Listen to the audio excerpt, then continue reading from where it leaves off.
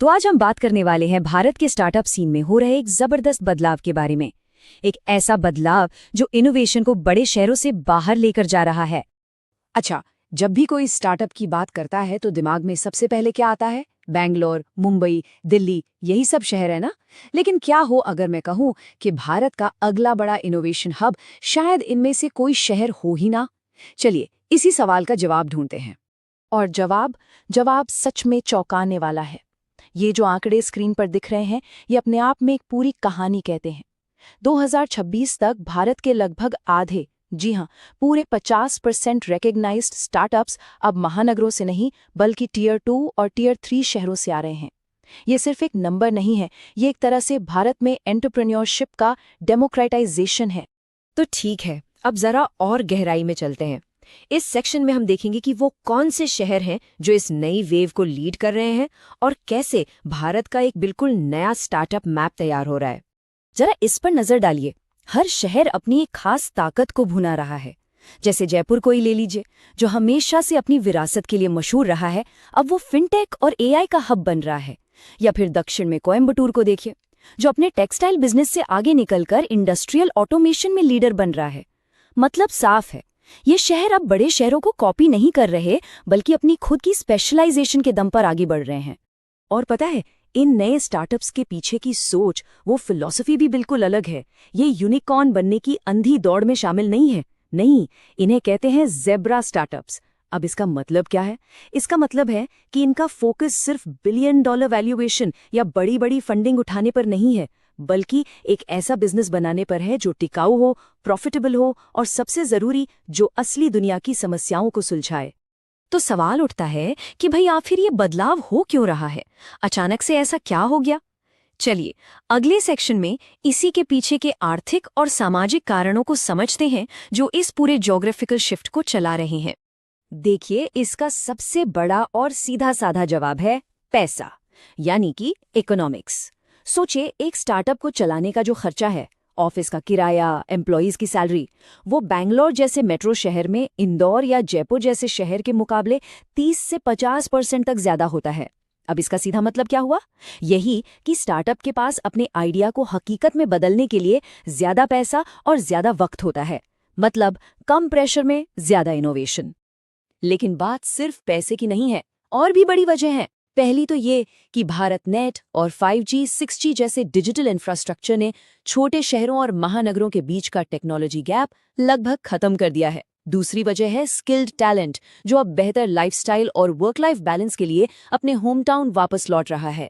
इसे ही reverse brain drain कहते हैं। और तीसरी और बहुत जरूरी बात, इन शहरों में एक बिल्कुल नया बढ़ता हुआ मिडिल क्लास बाजार है, जो नए प्रोडक्ट्स और सर्विसेज के लिए तैयार बैठा है। और हाँ, इस पूरे बदलाव में सरकार का भी एक बहुत बड़ा और एक्टिव रोल है। चलिए अब उन सरकारी पहलुओं पर एक नज़र डालते हैं जो इस शिफ्ट को और तेजी दे रही हैं। सरकार इस मामले में कितनी सीरियस है, इसका अंदाजा आप इस नंबर से लगा सकते हैं। केंद्रीय बजट 2026 में एक जबरदस्त घोषणा हुई। इन उभरते हुए इलाकों में इंफ्रास्ट्रक्चर डेवलपमेंट के लिए हर शहर को 5 साल में 5,000 करोड़ रुपए दिए जाएंगे। सोचिए पैसा कहाँ जाएगा? बेहतर सड़कों पर, हाई स्पीड इंटरनेट पर और उन सभी सुविधाओं पर जो एक स्टार्टअप को चाहिए। जाहिर है, इससे ये शहर एंटरप्रेन्योर्स के लिए और भी ज्यादा अट्रैक्टिव बन जाएंगे। और ये जो पैसा है, ये बस ऐसे ही नहीं बांटा जा रहा। इसके पीछे एक बहुत स्मार्ट स्ट्रैटेजी है। सरकार सिटी इकोनॉमिक रीजन्स यानी CERS के जरिए हर इलाके की खासियत को पहचान रही है।